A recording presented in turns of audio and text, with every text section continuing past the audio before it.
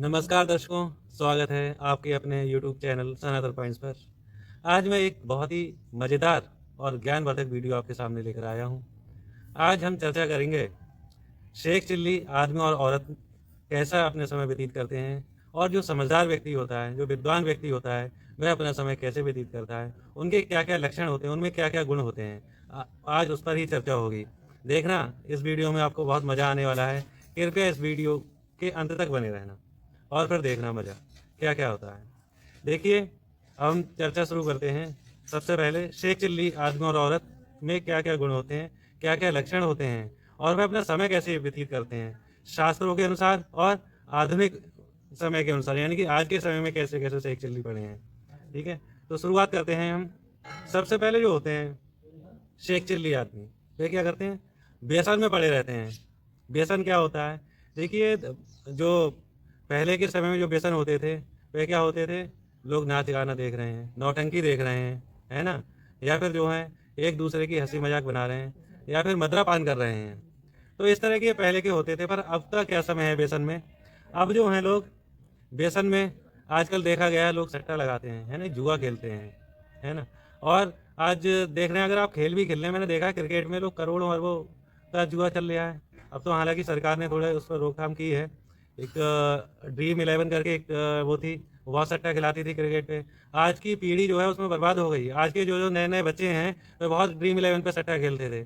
मान लीजिए अगर किसी ने 50 रुपये भी लगाए और अपने देश की जो आबादी है वो 146 करोड़ जनता है यहाँ पे, तो इसीलिए ऐसे देश में सट्टा जो है बहुत बड़ा व्यसन आजकल उभर के आया है। लोग इसमें अपने बहुत ही नई पीढ़ी को बर्बाद कर रहे हैं।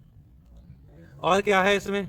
देखिए, आजकल लोग शराबी हो गए हैं। शराब, लोग नशे में पड़े रहते हैं। और शराब तो हो ही गया, आजकल बहुत प्रकार के ड्रग्स चल गए हैं, जिसमें कोकीन हो गया, गांजा हो गया, अफीम हो गई। और शराब तो वही, चाहे अंग्रेजी शराब हो, चाहे देसी शराब हो, चाहे गांव में जो तोड़ लेते हैं वो शराब हो, इन व्यसन में पड़ के आज की पीढ़ी बर्बाद हो रही है। कई लोगों के तो विचारों की मृत्यु तक हो जाती है अधिक व्यसन करने के कारण, अधिक नशा करने के कारण। कई लोगों का पैसा बर्बाद हो जाता है, कई लोगों की ज़िंदगी खराब हो जाती है, कई लोगों की घर गृहस्थी बर्बाद हो जाती है, घर गृहस्थी उजड़ जाती है, जिसके कारण उनके उनके घर में बहुत तरीके के कलह होने लगते हैं। और इसमें आज की पीढ़ी जो है पड़ी रहती है। ऐसे लोग भी शेख चिल्ली कहलाते हैं। साथ तीसरा जो है व्यसन जो कहलाता है, तीसरा जो गुण होता है जिसमें शेख चिल्ली आदमी औरत अपने आप को पड़े रहते हैं, वह होता है कलह। अब कलह क्या होता है भाई? पहले के जमाने में कहते थे किसी को आपने गाली दे दी, वह कलह हो गया। किसी को आपने मार तोड़ लिया, वह कलह हो गया। या कोई बात को लेकर उन्होंने कलह कर लिया। परंतु आज के समय में भी कलह जो है, कई कलह में क्या होता है कि लोग कलह में पड़ जाते हैं। अब कलह में क्या होता है, लोग आपसी झगड़े करने लगते हैं, आपसी जो है मनमुटाव पैदा कर लेते हैं। अब मान लीजिए वो व्यसनी तो है ही, शराब पी रहा है, वैसे वृत्ति कर ही रहा है, जुआ खेल ही रहा है, वहाँ पे आके अब उसने अपने घर वालों को पीटना मारना शुरू कर दिया। पता चला कुछ लोग तो कलह में पड़ के, कलेश में पड़ के, व्यसन में पड़ के अपने माँ बाप पे तक हाथ उठा देते हैं। बीवी बच्चों को तो छोड़ो, अपनी ज़िंदगी बर्बाद कर ही रहे हैं, अपने बीवी बच्चों की ज़िंदगी बर्बाद कर रहे हैं, अपने माँ बाप की भी ज़िंदगी बर्बाद कर देते हैं। तो ऐसे बच्चे जो होते हैं, ऐसे व्यसनी जो होते हैं, वह अपने घर वालों को बाहर भी घर से निकाल देते हैं। तो यहाँ पे जो है कलह, कलह में क्या करता है व्यक्ति, कई प्रकार के इस तरह के आज के युग में हमने कलह देखे हैं जिससे घर गृहस्थी बर्बाद हो रही है। और लोग निद्रा में पड़ जाते हैं। मान लीजिए उन्होंने व्यसन में सभी प्रकार के व्यसन उन्होंने कर लिए, शराब पी ली, वैश्यावृत्ति कर ली, लोगों से झगड़ लिए, अपने घर को बर्बाद कर दिया, उसके बाद वे निद्रा में पड़े हुए हैं। और निद्रा भी कैसी, मान लो खुद भी सो रहे हैं, ठीक है, वो तो सो रहे हैं, एक सामने दिखाई दे रहा है, परंतु एक सोना और भी होता है। यानी कि वह अपने जो प्रभु हैं, जो अपने हरि हैं, जो अपने भगवान हैं, चाहे वो किसी भी धर्म का व्यक्ति हो, चाहे वह हिंदू हो, चाहे वह सिख हो, चाहे जैन हो, चाहे बौद्ध हो, कोई भी हो, वह जो है अपने प्रभु के लिए, अपने हरि के लिए, अपने खुदा के लिए, अपने अल्लाह के लिए, सबके लिए भूल जाते हैं। और फिर वह उनकी ओर से मुख मोड़ लेते हैं, यानी कि वो एक प्रकार से वह उन्हें भूलकर सो गए। तो इस प्रकार के ये तीन तरीके के व्यसन में शेख चिल्ली आदमी औरत पड़े रहते हैं। कौन कौन से होते हैं बताइए दर्शकों। तो व्यसन, निद्रा और कलह में पड़े रहते हैं, जिसमें व्यक्ति शराब पी रहा है, बेईमानी कर रहा है, झूठ बोल रहा है, मक्कारी कर रहा है, वैश्यावृत्ति कर रहा है, और अनेक प्रकार के कुकर्म कर रहा है। उनसे उनका समय व्यतीत हो रहा है। तो ऐसे जो है शेख चिल्ली आदमी औरत इनमें पड़े हुए हैं। अब आपके लिए हम बताते हैं समझदार व्यक्ति क्या करते हैं या विद्वान व्यक्ति अपना समय कैसे व्यतीत करते हैं। तो जो विद्वान व्यक्ति होता है, जो समझदार व्यक्ति होता है, जो शास्त्रों के अनुसार भी मैं उनके लक्षण बताऊंगा आपको और आधुनिक काल के समय में भी उनके लक्षण बताऊंगा। तो पहले के जो लोग थे क्या करते थे, काव्य की रचना करते थे, यानी कि बड़े बड़े शास्त्र जिन्होंने लिखे हैं, जिन्होंने गीता लिखी है, रामायण लिखे हैं।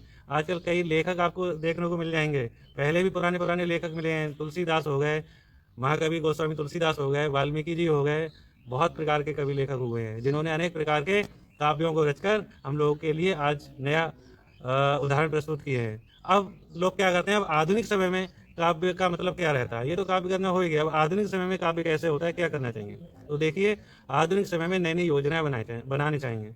हम अपने घर गृहस्थी को कैसे आगे बढ़ाएं, हम अपने व्यापार को कैसे आगे बढ़ाएं, हम अपनी बुद्धि को कैसे खोलें, अपनी बुद्धि को कैसे आगे बढ़ाएं, इसके लिए हमें योजनाएं बनानी पड़ती हैं, इसके लिए हमें आगे विचार करने पड़ते हैं। यानी कि ऐसा नहीं है कपोल कल्पना है, भाई आप कोई भी चीज़ आप बनाने जा रहे हो तो उसके लिए सबसे पहले विचार बनाएंगे, यानी कि काव्य करेंगे, विचार बनाएंगे, उनकी रूपरेखा बनाएंगे, फिर उसके बाद में लिखेंगे उसके बारे में, तब जाके वह एक प्रारूप सामने आएगा। उसे लेके आज के समय में इसकी बहुत ज़रूरत है, अपने मनन करना चाहिए लिखने के बारे में, यह बहुत ज़रूरी है। दूसरा समय जो समझदार व्यक्ति है वो किस में बिताता है, शास्त्रों में बिताता है। अब शास्त्र पहले ज़माने में तो क्या होते थे, शास्त्र रामायण हो गई, श्रीमद् भगवत गीता हो गई, ठीक है, महाभारत हो गए, रामचरितमानस हो गई, इस प्रकार की जो है शास्त्र कहलाते हैं। चाहे वे किसी भी धर्म में हो, अपने अपने धर्म के सभी, बाइबल वगैरह हो गए या कुरान हो गए, सभी अपने अपने धर्म में जो हैं वह इन शास्त्रों के नाम बता रहा हूँ मैं। परंतु अब शास्त्रों की क्या आवश्यकता है, शास्त्रों की क्या जरूरत है, अब शास्त्र आधुनिक काल में शास्त्र किन्हें कहा जाएगा उसके विषय में बता रहा हूँ।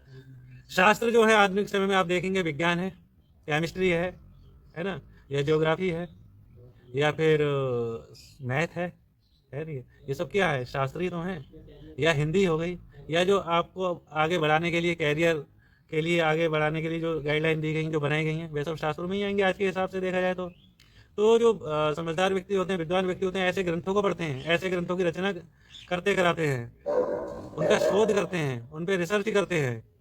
तो परंतु जो व्यसनी लोग होते हैं वो तो उन चीज़ों में पड़े रहते हैं, पर जो समझदार व्यक्ति होते हैं इन शास्त्रों में महारत हासिल करते हैं जो हमारे जीवन को आगे बढ़ाएं, है ना। जो पुराने शास्त्र जो हमने पढ़े वो पढ़े हैं, वैदिक काल के हमने पढ़े ही पढ़े, पर आधुनिक काल के जो है यही शास्त्र हैं, भूगोल, विज्ञान, हिंदी, साइंस, केमिस्ट्री, ज्योग्राफी, है ना, ये सारे शास्त्र हैं। तो इन शास्त्रों को पढ़ के आप आगे बढ़ सकते हैं, अपना समय व्यतीत कर सकते हैं, ठीक है। तीसरा, किस विषय में विद्वान अपना समय व्यतीत करते हैं, विनोद में। भैया विनोद किसे कहते हैं, विनोद जो पहले ज़माने में कहते थे हंसी मजाक करने के लिए विनोद कहा जाता था, यानी कि उन्होंने किसी से हंसी दिल लगी कर ली, वो विनोद हो गया, या कहीं आप खेल कूद आए वो विनोद हो गया, है ना। तो विनोद आजकल के समय में विनोद करना बहुत ज़रूरी है। और आजकल के समय में विनोद करने का क्या पर्पस है, आजकल आप विनोद ऐसे करो, ऐसे खेल खेलो, ऐसी बातें करो जिससे आपका स्वयं का भला हो। अब स्वयं का भला कैसे होगा भाई, जब स्वयं का भला होगा तभी तो आप दूसरों का भला कर सकते हैं।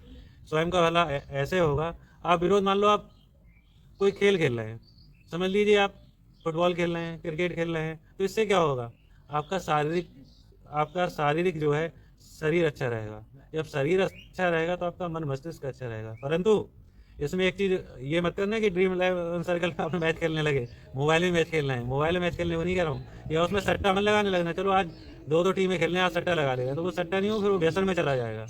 या आप शारीरिक व्यायाम कर रहे हैं, योग कर रहे हैं, प्राणायाम कर रहे हैं, अनुलोम विलोम कर रहे हैं, तो इसमें अपना विनोद में आप अपना समय खर्च कीजिए, ये आपका विनोद हो गया, मनोरंजन हो गया। विनोद माने क्या होता है, मनोरंजन ही तो होता है। मनोरंजन के आजकल कई साधन है, आप लैपटॉप के, अगर आप शौकीन है लैपटॉप चलाइए, आजकल लैपटॉप पे बहुत सारी चीज़ें आपको देखने को मिल जाएंगी, आपको पढ़ने को मिल जाएंगी, आपको सीखने को मिल जाएंगी, आपको लर्निंग जो स्किल्स कहलाती है ना, स्किल डेवलपमेंट, आपको कई प्रकार के स्किल डेवलपमेंट के प्रोग्राम आपको मिल जाएंगे, जिससे आपका विनोद भी होता रहेगा, मनोरंजन भी होगा, आपको शिक्षा की शिक्षा मिलेगी।